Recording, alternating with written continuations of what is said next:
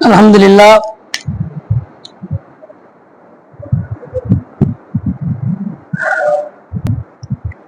Alhamdulillah. Alhamdulillahi Rabbil Alameen. Wal aqibatu lil muttaqin. Assalatu wassalamu ala ashrafil anbiya'i wal mursalin wa ala alihi wa sahbihi ajma'in. Amma ba'd. Faqad qala Allah ta'ala fil Qur'anil Azim wa fi muhkamit tanzil.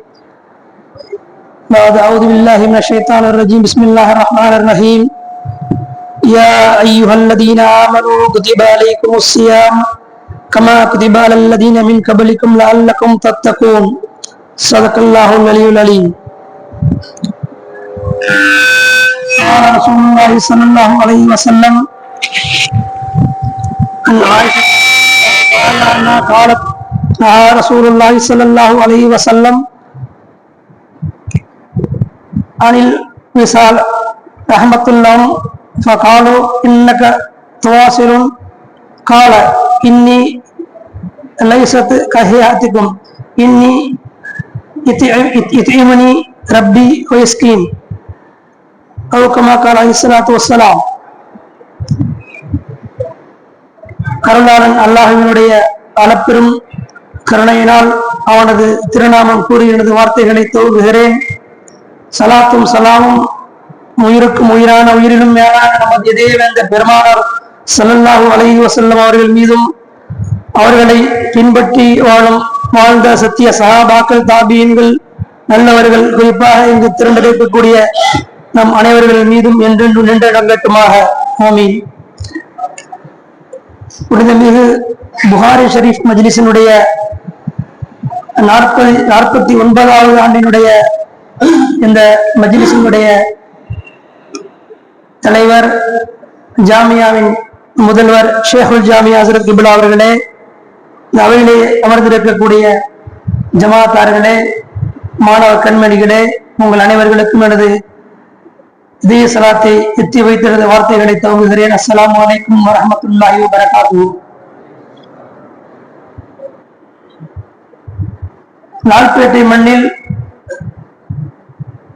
அரை நூற்றாண்டு காலங்களாக பெருமானார் ஸல்லல்லாஹு அலைஹி வஸல்லம் அவர்களுடைய பொன்மொழி பேணிகளாக திகழக்கூடிய ஹதீதுகளை வாசித்து அதனுடைய பொருள்களிலிருந்து ஒரு சிலவற்றை சமூகத்திற்கு எடுத்துச் சொல்லக்கூடிய நல்வாய்ப்பு தொடர்ந்து நிகழ்ந்து கொண்டிருக்கிறது. அந்த வழிவாரில் இன்றைய தினம் உங்களுக்கு மத்தியிலே உரையாற்றுவதற்கு வாய்ப்பளித்த ஷேகுல் ஜாமி அவர்களுக்கும் லால்பேட்டை நகர ஜமாஅத் உலமா சபைக்கும் எனது நன்றியை முதலில் தெரிவித்துக் கொள்கிறேன். அருமையான பெருமக்களே, இன்றைய தினம் ஓதப்பட்ட புகாரி ஷரீஃபினுடைய பாடத்திலே நோன்பை பற்றி நாம் ஓதியிருக்கிறோம். நோன்பு என்பது நமக்கு இறைவனால் கடமையாக்கப்பட்டிருக்கக்கூடிய 5 கடமைகளில் 3வது கடமை என்பதை நாம் அறிந்திருக்கிறோம், தெரிந்திருக்கிறோம். அதை நிறைவேற்றியும் கொண்டிருக்கிறோம்.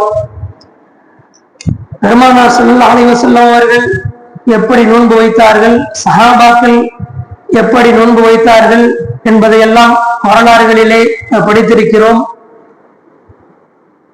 அவர்கள் வைத்த நோன்பு என்பதெல்லாம் உணவை மிக சொற்பமாக உட்கொண்டு கிடைத்தவைகளை வைத்து திருப்தி அடைந்து இறைவனுக்காக பசித்திருந்து உண்மையான நோன்பை நோற்றார்கள். அந்த நோன்பினுடைய நற்கூலிகள் அவர்களுக்கு நிரம்ப கிடைத்தது. அதே போல் கிடைக்க வேண்டும் என்பதற்காகத்தான் இந்த உம்மத்திற்கு அந்த நோன்பினுடைய மகத்துவமும் அதனுடைய சுன்னத்துக்களும், நோன்பை நாம் வைக்கக்கூடிய நியத் என்பது, நோன்பை நாம் வைப்பது இறைவன் விதித்த கடமை என்பது ஒரு புறம் இருந்தாலும் அதன் மூலமாக நமக்கு நம்முடைய உடலுக்கு பல்வேறு விதமான நன்மைகளை வழங்கக்கூடிய ஒரு அற்புதமான வழிபாடாக இருக்கிறது. அப்படிப்பட்ட அந்த நோன்பை பற்றி பெருமானார் ஸல்லல்லாஹு அலைஹி வஸல்லம் அவர்கள் பல்வேறு இடங்களிலே பல்வேறு விஷயங்களை சொல்லி காட்டி தந்திருக்கிறார்கள். அதன் அடிப்படையில் தான் இன்றைய சமூகம் நோன்பை கடைபிடிக்கிறதா என்பதை நாம் முதலிலே உணர வேண்டும். ஏனென்று சொன்னால் வகை வகையான உணவுகள் இல்லாத காலத்திலே பேரித்தும் பழங்களையும் தண்ணீரையும் வைத்து நோன்பு வைத்த செய்திகளை, வரலாறுகளை, அதை கொண்டே நோன்பை திறந்த செய்திகளை வரலாறுகளிலே நாம் படித்திருக்கிறோம், கேட்டிருக்கிறோம். ஆனால் இன்று நோன்பு வைக்கும் பொழுதும் சரி, நோன்பை திறக்கும் பொழுதும் சரி, உணவு திருவிழாவை போல் நம்மை சுற்றி எல்லா வகையான உணவுகள், அதிலும் குறிப்பாக ரமலான் என்று வந்துவிட்டால் ராஜ உணவுகள் நம்முடைய இல்லங்களிலும் நம்முடைய இருப்பிடங்களிலும் நிரம்ப இருக்கிறது. நோன்பினுடைய நோக்கம் என்னவென்று சொன்னால், சாதா காலங்களில் நாம் எப்படி பெருமானார் ஸல்லல்லாஹு அலைஹி வஸல்லம் அவர்கள் உணவை உண்ண வேண்டும், குடிநீரை பருக வேண்டும், வயிற்றிலே எவ்வளவு இடத்தை மீதம் வைத்திருக்க வேண்டும் என்று கட்டளையிட்டார்களோ அதே அளவுகளுடன் தான் நோன்பை வைப்பதும் நமக்கு கடமை, நோன்பை திறக்கும் போது அதுதான் நிலைமை. ஆனால் நம்முடைய சூழல் அப்படி இருக்கிறதா என்பதை நாம் சிந்தித்து பார்க்க வேண்டும். இப்படி அந்த சூழல் இல்லாத காலத்திலே எல்லா வகையான உணவு பண்டங்களையும் வைத்து மிக தெம்பாக ஆரோக்கியமிக்க உணவுகளை, அறுசுவைமிக்க உணவுகளை எல்லாம் வைத்து நாம் நோன்பு வைக்கிறோம், திறக்கிறோம். அது 30 நாளைக்கு எல்லா விதமான ருசிகளையும் நாம் பார்த்து விடுகிறோம். ஆனால் பெருமானார் ஸல்லல்லாஹு அலைஹி வஸல்லம் ஒரு காலத்திலே சஹாபாக்கள் வைத்த நோன்புகளுக்கெல்லாம் நம்முடைய நோன்பு ஈடாக இணையாக இருக்குமா என்பதை நாம் முதலில் கற்பனையில் கொண்டு வர வேண்டும். நோன்பு காலம் என்பது இறைவனால் நமக்கு விதிக்கப்பட்டிருக்கக்கூடிய ஒரு முக்கியமான கடமை. அதை நிறைவேற்றுவதற்கு இந்த உம்மத் எவ்வளவு பேணுதலாக இபாதத்திலும் நோன்பை வைப்பதிலும் அதை அதனுடைய ஒழுக்கங்களை கடைபிடிப்பதிலும் கண்ணும் கருத்துமாக இருக்க வேண்டுமோ அவைகளை எல்லாம் பாராமுகமாக இருந்துவிட்டு இரவு முழுக்க கண் விழித்து பல்வேறு விதமான உரையாடல்களிலும் கேளிக்கை விளையாட்டுகளிலும் நேரத்தை கழித்து புனிதமிக்க அந்த ரமலானுடைய காலங்களை, நோன்புடைய நாட்களை வீணடிக்கிறோம் என்பதை நாம் கண்கூடா பார்த்துக் கொண்டிருக்கிறோம். இதை ஏன் வலியுறுத்தி சொல்கிறேன் என்று சொன்னால், லால்பேட்டை மாநகரம் என்பது ஷரியத்தினுடைய மாகாணம் நிறைந்த ஒரு நகரம்.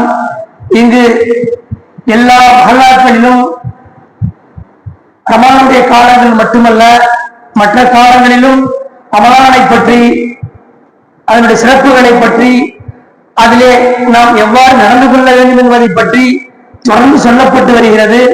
அவைகளை எல்லாம் இங்கு இருக்கக்கூடிய நம்முடைய வாலிபர்களும், இன்னும் சொல்ல போனால் நடுத்தர மக்களும் வயோதிகர்களும் கடைபிடிக்கிறார்களா என்று சொன்னால் அது கேள்வி குறித்தால், பெருமானார் ஸல்லல்லாஹு அலைஹி வஸல்லம் அவர்கள் இரவிலே இஷா தொழுகைக்கு பிறகு சாதா நாட்களிலே உறங்க சென்று விடுவார்கள்.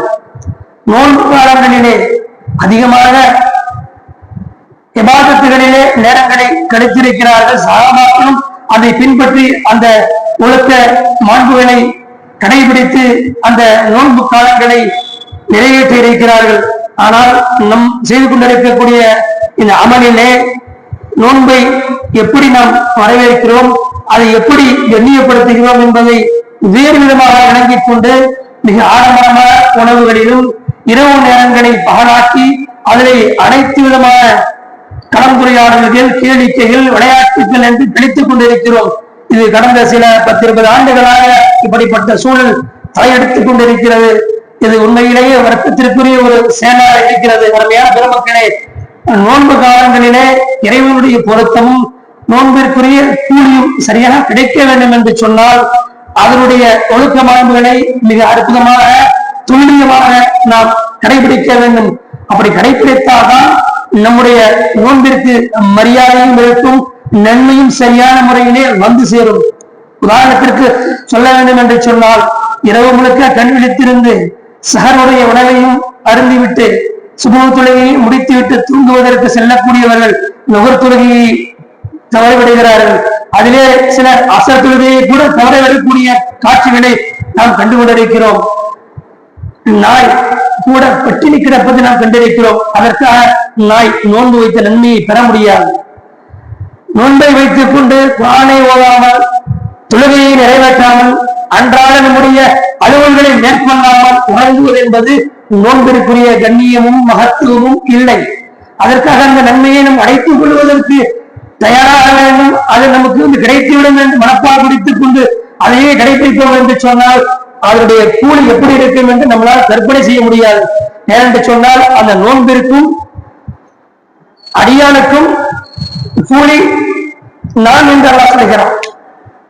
அப்படி இருக்கும் பொழுது அதனுடைய அந்த முழுமையான நோன்பினுடைய சக்தியை அந்த மனிதன் உள்வாங்கி இருந்தால் ரமலானுடைய காலங்கள் மட்டுமல்ல மற்ற காலங்களில் நோன்புகள் நோக்குவது என்பது உடலுடைய வலிமைக்கும் உடலிலே ஏற்படக்கூடிய பல்வேறு உபாதைகளுடைய நிவாரணத்திற்கும் தான் என்பதை நாம் வரலாறுகளிலும் மருத்துவ குறிப்புகளிலும் தெரிந்து வைத்திருக்கிறோம். அதனால் தான் பெருமானார் ஸல்லல்லாஹு அலைஹி வஸல்லம் அவர்கள் பல்வேறு கட்டங்களிலே ரமலான் அல்லாத காலங்களிலே நோன்பு நோற்பதை வழமையாக வைத்திருந்தார்கள்.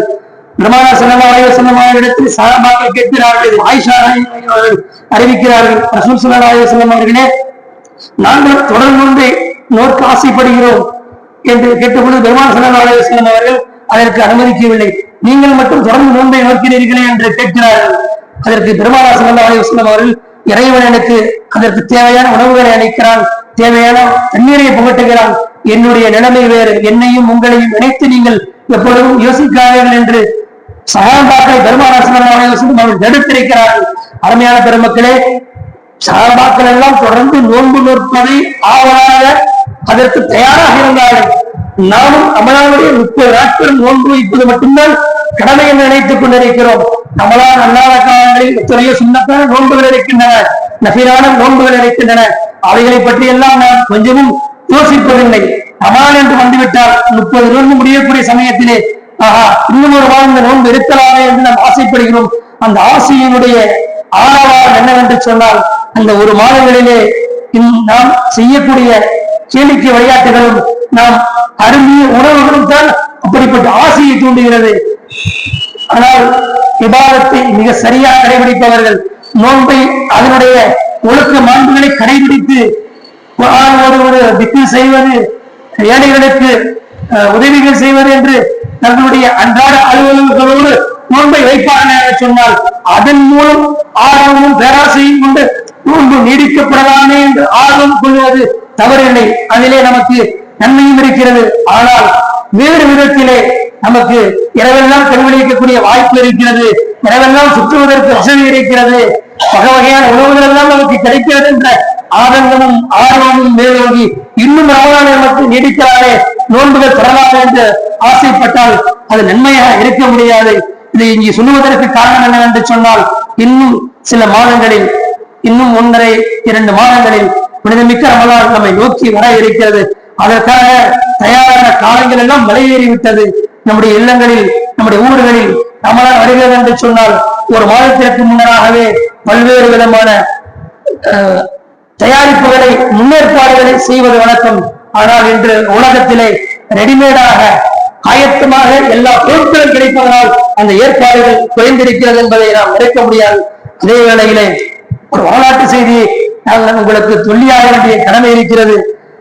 ரமலானிலே நோன்பு நோற்றவர் எந்த விதமான சர்ச்சைகளில் ஈடுபடக்கூடாது, அவர் சக்திக்கு மீறி வேலையும் செய்யக்கூடாது என்பதனாலே அவருடைய பணி சுமையில கூட குறைத்துக் கொள்வதற்கு மார்க்கம் அனுமதித்திருக்கிறது. உலக நாடுகளில் இருக்கக்கூடிய அனைத்து பொது நிறுவனங்களும் தனியார் நிறுவனங்களும் அவர்களுக்கென பிரத்யேகமாக ஒரு 1 அல்லது 2 மணி நேரங்கள் அவர்களுக்கு சலுகையும் வழங்கி இருக்கிறார்கள். இவைகளையெல்லாம் பயன்படுத்தி அந்த ரமலானை, அந்த நோன்பை கண்ணியப்படுத்த வேண்டிய கடமை நமக்கு இருக்கிறது.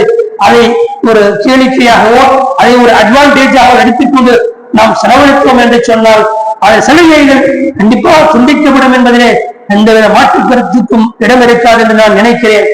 ஏன் தெரியுமா, கடந்த நம்முடைய நாடாளுமன்றத்தில் பண்டிதர் ஜவஹர்லால் நேரு அவர்கள் பாரத பிரதமராக இருந்த சமயத்திலே நாடாளுமன்ற நடவடிக்கைகள் நடந்து கொண்டிருக்கிறது.